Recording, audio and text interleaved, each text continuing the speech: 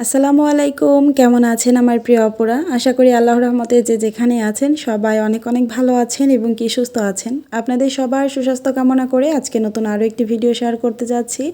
আশা করি আজকের ভিডিওটি আপনাদের সবার কাছে অনেক বেশি ভালো লাগবে।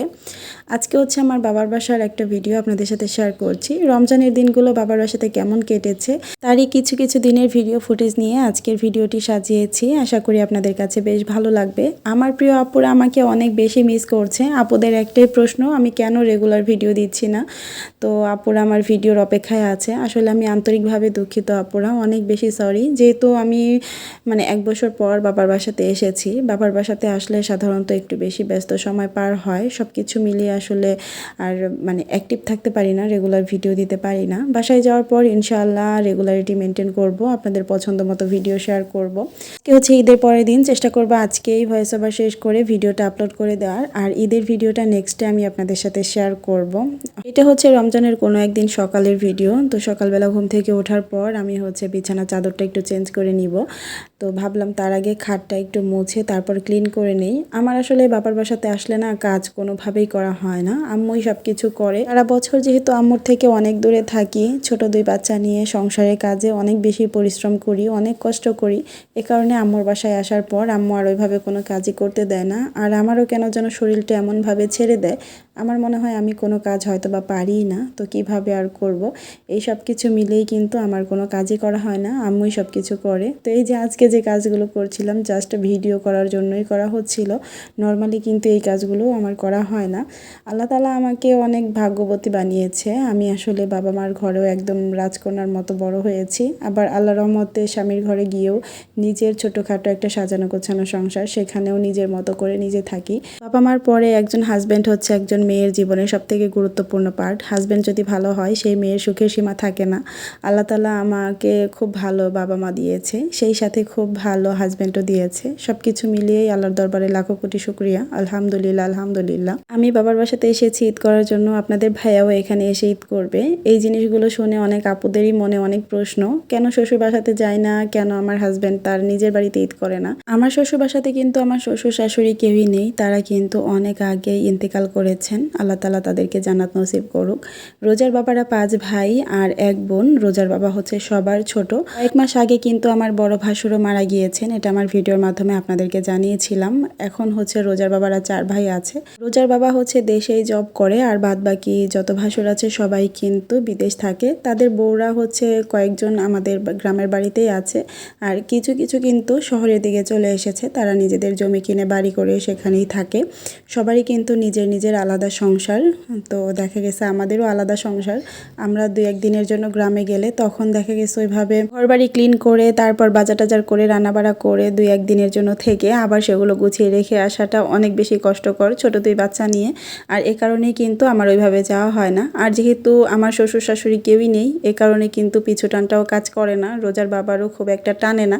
আর তার নিজের ভাইয়েদেরও যেহেতু দেশে থাকা হয় না, তারা সবাই দেশের বাহিরে থাকে, এ কারণেই কিন্তু আমাদের গ্রামের বাড়িতে যাওয়া হয় না। আর আমার একজন ননাস আছে, আমরা কিন্তু প্রতি বছরই ঈদের সময় ননাসের বাসায় দেখা করতে যাই। আর রোজার বাবা ছুটিতে আসার পর তো কয়েকবারই তার বোনের বাসাতে যায়, আর আমাদেরকে সাথে করে একবার যায় সবার সাথে দেখা করার জন্য। সেটা আপনারা ঈদের ভ্লগেই দেখতে পারবেন। আসলে আমরা সবাই কিন্তু আলাদা আলাদা মানুষ, আমাদের চিন্তাভাবনাগুলো যেমন আলাদা তেমন আমাদের পরিবারগুলোও কিন্তু আলাদা। এক একটা পরিবারের সাথে আরেকটা পরিবার কখনোই মিলবে না, এক একটা মানুষের সাথেও আরেকটা মানুষ কখনোই মিলবে না। সবাই কিন্তু তার নিজ নিজ জায়গা থেকে ভালো মন্দ বিচার বিবেচনা করেই চলার চেষ্টা করে, তার জন্য যেটা ভালো সে সেটাই করবে। তো সেরকমই আমাদের জন্য আসলে যেটা ভালো বা যেটা করা উচিত আমরা কিন্তু সেটাই করি। তো যেসব আপুদের অনেক বেশি প্রশ্ন থাকে, আশা করি আজকের পর থেকে আপনাদের আর কোনোই প্রশ্ন থাকবে না। আসলে আমি যখনই ঈদ করতে গ্রামের বাড়িতে আসি প্রতি বছর, তখনই আপনাদের এই ধরনের একটা প্রশ্ন থেকে যায়। আর প্রতি বছরই কিন্তু আমি চেষ্টা করি আপনাদের অ্যান্সারটা দিয়ে দেওয়ার। তারপরেও দেখা গেছে অনেক নতুন নতুন আপুরাই আমার চ্যানেলে যুক্ত হন, তো তাদের অনেক প্রশ্ন থেকে যায়। এ কারণে কিন্তু আমি কোনো কিছু মনে না করেই আবার রিপ্লাই করে দেই। আশা করি যেসব আপুরা নতুন অ্যাড হয়েছেন তারা সবাই বুঝে গিয়েছেন আর আপনাদের মনে কোনো প্রশ্ন নেই। তারপরেও যদি কিছু থেকে থাকে করবেন, সমস্যা নেই, আমি হচ্ছে অ্যান্সার করার চেষ্টা করব, যতটুকু অ্যান্সার করা যায় আর কি। কথা বলতে বলতে কিন্তু আমি অনেক কাজই করে নিয়েছি। তো এই যে এখানে ডাইনিং টেবিলটাও সুন্দর করে ক্লিন করে নিয়েছি, তারপরে এটার উপর যে গ্লাস পেপারটা ছিল সেটাও উঠিয়ে নিয়েছি। আর এখন হচ্ছে আমি ডাইনিং টেবিলের রানারটা বিছিয়ে দিলাম। কিছুদিন আগেই আমার আম্মু এগুলো সব উঠিয়ে ধুয়ে ক্লিন করে রেখেছিল, তবে নতুন করে বেছানো হয়নি, সেগুলো ফাইনালি আমি বিছিয়ে দিলাম। আর উপরে গ্লাস পেপারটাও দিয়ে দিলাম। গ্লাস পেপার না দিলে আসলে এগুলো ক্লিন রাখাটা অনেক বেশি কষ্টকর, যেহেতু আমার আম্মুর বাসাতে অনেক বেশি মেহমান আসে, তো অনেক বেশি প্রেশার পড়ে ডাইনিং টেবিলের উপর, তো এটা অবশ্যই গ্লাস পেপার দিতে হবে। তো গ্লাস পেপারটা অনেক দিন হয়ে যাওয়ার কারণে একটু ঘোলা হয়ে গিয়েছে আর কি। আর এই যে দেখেন রোজা বাহির থেকে খেলে দৌড়াদৌড়ি করে ক্লান্ত হয়ে এখানে বসে পড়েছে, ওর অবস্থা খুবই নাজেহাল, সবাই বিষয়টা ইগনোর করবেন। তো ডাইনিং টেবিলটা গুছানোর পর বেশ ভালোই লাগছে। আসলে এটা যেহেতু আমার আম্মুর সংসার, আম্মুর সুবিধা অসুবিধা অনুযায়ী কিন্তু সব কিছু গোছাতে হবে আমাকে। এখানে কিন্তু নিজের মন মতো সব কিছু করলেই হবে না, তো সেই অনুপাতে আমি ডাইনিং টেবিলটা গুছিয়ে দিয়েছি। এটা হচ্ছে আমরা অন্য আরেক দিন একটু টাউনে গিয়েছিলাম কেনাকাটার উদ্দেশ্যে। আমি হচ্ছে 2টা বিছানা চাদর নিয়েছি, সেই সাথে আমার আম্মু একটা বিছানা চাদর নিয়েছে। আরও টুকটাক বেশ কিছু কাজ ছিল, সব কিছুই কিন্তু সেরেছি। আসলে না বাহিরে গিয়ে ওইভাবে ক্যামেরা অন করাটা আমার হয়ে ওঠে না, আমার কেন যেন অনেক বেশি লজ্জা কাজ করে, তো খুবই কম ভিডিও করেছিলাম, সেটাই অ্যাড করে দিলাম। এই আমার আম্মু কিন্তু একটা বিছানা চাদরের সাথে কোলবালিশের কাভারও নিয়েছিল, একদম ম্যাচিং করে নিতে চেয়েছিল, তবে সেটা না পাওয়ার কারণে কিছুটা ম্যাচ হয় ওরকম টাইপেরই নিয়েছিল। এই দোকানটাতে না অনেক সুন্দর সুন্দর বিছানা চাদর পাওয়া যায় আর অনেক বেডশিটের কালেকশন। আমি যখনই আসি এখান থেকেই বেডশিট নেওয়ার চেষ্টা করি। ঈদের আগে একজন আপু আমাকে হয়তোবা কমেন্ট করেছিলেন যে আপু আমার সাথে দেখা করতে চান, আপু টাউনে আসবেন। আমি আসলে অনেক ব্যস্ত ছিলাম, আমি কমেন্টটা ঠিকঠাক টাইমে দেখতে পারিনি, রিপ্লাইও করতে পারিনি, আপুর সাথে দেখাও করতে পারিনি। আপু আমার সাথে খুব করে চেয়েছিল দেখা করতে, আসলে আমি আন্তরিকভাবে দুঃখিত আপু। অনেক আপুরাই হয়তোবা আমার সাথে দেখা করতে চান, তবে ওই যে ছোট 2 বাচ্চা নিয়ে অনেক বেশি কাজ থাকে, অনেক ব্যস্ত থাকি। আমি আমার স্কুল ফ্রেন্ড বান্ধবীদের সাথেও দেখা করতে পারি না, এতটা ব্যস্ত থাকি।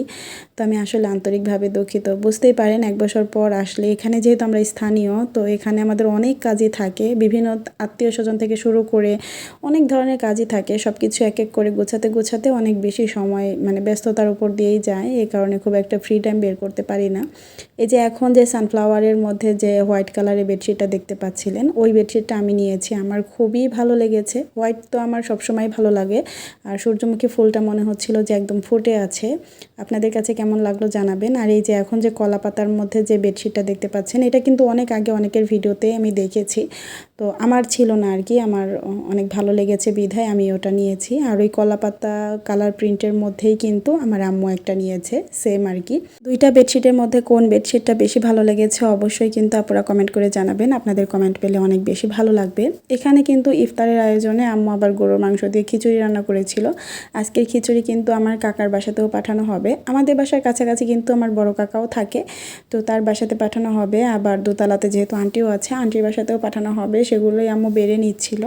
আবার হচ্ছে ইফতারের টাইম হয়ে যাচ্ছিলো, আমি নিজেও খাবার খাবো, সেগুলোও বেড়ে নিচ্ছিলাম। তো ওইভাবে ডিটেলে আর কোনো কিছু শেয়ার করা হয়নি আর কি। এখন আমাদের অর্গানিক হেয়ার অয়েল নিয়ে কিছু কথা বলি। এটা আসলে সবসময় বলি, আপনাদের তো একদমই জানা, তো যারা নতুন আপুরা আছেন তারাও জেনে যাবেন। যারা চুল পড়ার সমস্যায় ভুগছেন তারা কিন্তু একবার হলেও আমাদের অর্গানিক হেয়ার অয়েলটি নিয়ে দেখতে পারেন। আমাদের তেলের নাম হচ্ছে রোজা হেয়ার অয়েল। রোজা হেয়ার অয়েলটা আমি নিজের হাতে প্রাকৃতিক 35 উপাদান দিয়ে তৈরি করে থাকি। আমাদের এই তেল কিন্তু 100% গ্যারান্টি সহকারে আপনাদের চুল পড়া বন্ধ করবে, নতুন চুল গজাবে, চুল অনেক দ্রুত লম্বা করবে, চুলের খুশকি দূর করবে, সেই সাথে চুল অনেক বেশি সফট শাইনি সিল্কি হবে। তো যেসব আপুরা বাচ্চাদেরকেও চুল রেখে দিতে চাচ্ছেন, বড় করতে চাচ্ছেন, তারাও নিতে পারেন। 2 বছর প্লাস বাচ্চা থেকে শুরু করে ছেলে মেয়ে সবাই আমাদের এই তেলটি ব্যবহার করতে পারবেন, একদম 100% গ্যারান্টি সহকারে আপনারা পাবেন। যেসব আপুরা আমাদের তেলটি একবার ইউজ করেছেন তারা কিন্তু সবাই আমাদের এখন রেগুলার কাস্টমার, কারণ এত ভালো কাজ করে যে তেল, সেটা তো না নিয়ে আসলে থাকা যাবেই না। তো যারা নিতে আগ্রহী, স্ক্রিনে কিন্তু আমি ইমো এবং কি হোয়াটসঅ্যাপ নাম্বার দিয়ে দিয়েছি, এই নাম্বারে কিন্তু যোগাযোগ করতে পারেন, অথবা সরাসরি কল করেও কিন্তু অর্ডারটি কনফার্ম করতে পারেন। আপনাদের সুবিধা মতো আপনারা মেসেজ কল যেটা খুশি সেটাই করতে পারেন, সমস্যা নেই। আমরা কিন্তু পুরো বাংলাদেশে ক্যাশ অন হোম ডেলিভারি দিয়ে থাকি। আপনি বাংলাদেশের যে প্রান্তেই থাকেন না কেন, আপনি ঘরে বসেই কিন্তু আমাদের প্রোডাক্টটা হাতে পেয়ে যাবেন। তবে আপুরা ঈদের পর কিন্তু এখনও কুরিয়ার সার্ভিস খুলেনি, কুরিয়ার সার্ভিস খুললেই কিন্তু আমি আপনাদের প্রোডাক্টগুলো ডেলিভারি করা শুরু করব। যেসব আপুরা অর্ডার করে রাখতে চান তারা কিন্তু অর্ডার করে রাখতে পারেন, এতে করে কিন্তু যখন আমরা প্রোডাক্টে ডেলিভারি করা শুরু করব, প্রথম দিকেই কিন্তু আপনাদের প্রোডাক্টগুলো চলে যাবে আর খুব দ্রুত আপনারা হাতে পেয়ে যাবেন। তো যারা নিতে আগ্রহী দ্রুত অর্ডার করে ফেলবেন। আর কিন্তু চাইলে আমাদের ফেসবুক পেজটিও ভিজিট করতে পারেন, সেখানে কিন্তু অনেক রিভিউ পেয়ে যাবেন। আমাদের পেজের নাম হচ্ছে রোজা রকমারি।